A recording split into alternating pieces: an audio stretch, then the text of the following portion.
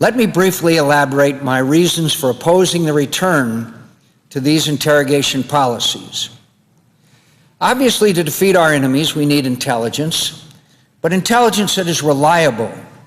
We should not torture or treat inhumanely terrorists we have captured. I believe the abuse of prisoners harms, not helps, our war effort. In my personal experience, the abuse of prisoners sometimes produces good intelligence, but often produces bad intelligence. Because under torture, a person will say anything he thinks his captors want to hear, whether it is true or false, if he believes it will relieve his suffering. Often information provided to stop the torture is deliberately misleading. And what the advocates of cruel and harsh interrogation techniques can never prove is that we could not have gathered the same intelligence through other more humane means, as a review of the facts provides solid reason to be confident that we can. The costs of assuming otherwise can be hugely detrimental.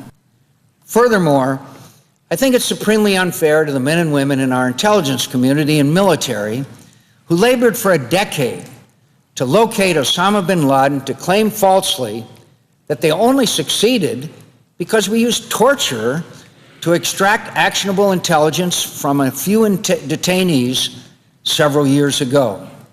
I have not found evidence to suggest that torture, or since so much of our disagreement is definitional, interrogation methods that I believe are torture, which I believe are prohibited by U.S. law and international treaty obligations, we are not just a party to, but leading advocates of, played an important part in finding and killing bin Laden.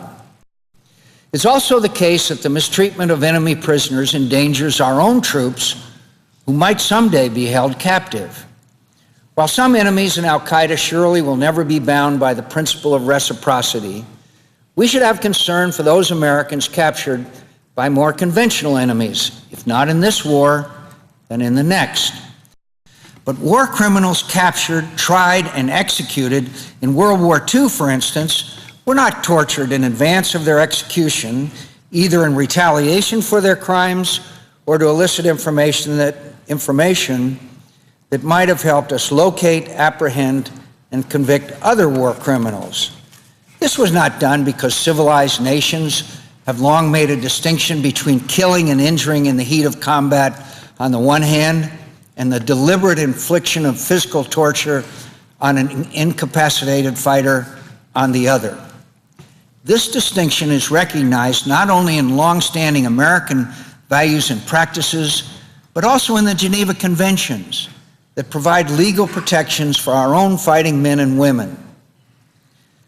All of these arguments have the force of right, but ultimately, even they are beside the most important point. There are many arguments to be made against torture on practical grounds. As I have said, I believe torture produces unreliable information, hinders our fight against global terrorism, and harms our national interest and reputation. But ultimately, this debate is about far more than technical or practical issues. It's about far more than whether torture works or does not work. It is about far more than utilitarian matters. Ultimately, this is about morality. What is at stake here is the very idea of America, the America whose values have inspired the world and instilled in the hearts of its citizens the certainty that no matter how hard we fight, no matter how dangerous our adversary, in the course of vanquishing our enemies, we do not compromise our deepest values. We are America, and we hold ourselves to a higher standard. That's what's really at stake. Though Osama bin Laden is dead, America remains at war, and to prevail in this war, we need more than victories on the battlefield. This is a war of ideas as well, a struggle to advance freedom in the face of terror in places where oppressive rule has bred the malevolence that feeds an ideology of violent extremism. Prisoner abuses exact a terrible toll on us in this war of ideas. They inevitably become public. And when they do, they threaten our moral standard and expose us to false but widely disseminated charges that democracies are no more inherently idealistic and moral than other regimes. I understand that Islamic extremists who resort to terror would destroy us utterly if they could obtain the weapons to do so. But to defeat them utterly, we must also prevail in our defense of the universal values that ultimately have the greatest power to eradicate this evil ideology.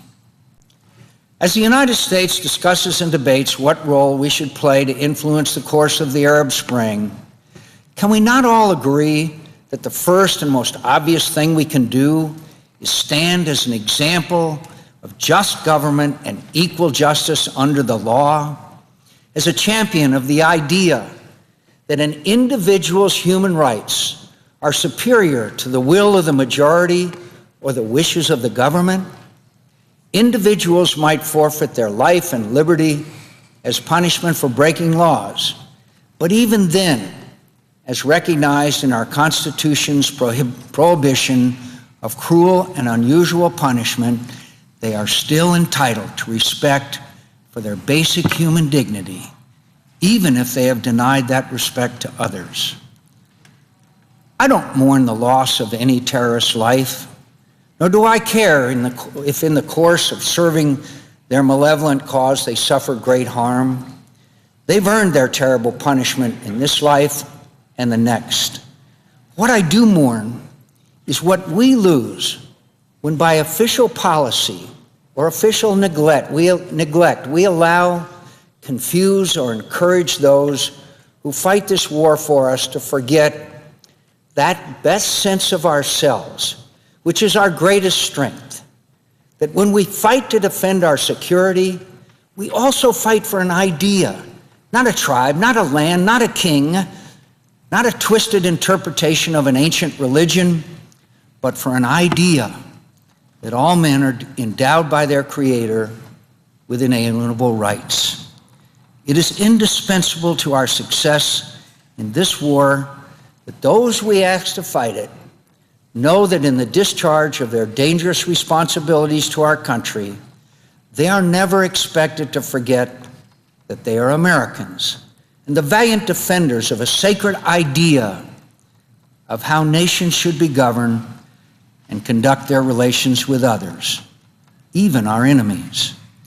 And those of us who have given them this onerous duty are obliged by our history and the many terrible sacrifices that have been made in our defense to make clear to them that they need not risk our country's honor to prevail, that there are always, through the violence, chaos, and heartache of war, through deprivation and cruelty and loss, that they are always Americans, and different, stronger, and better than those who would destroy us.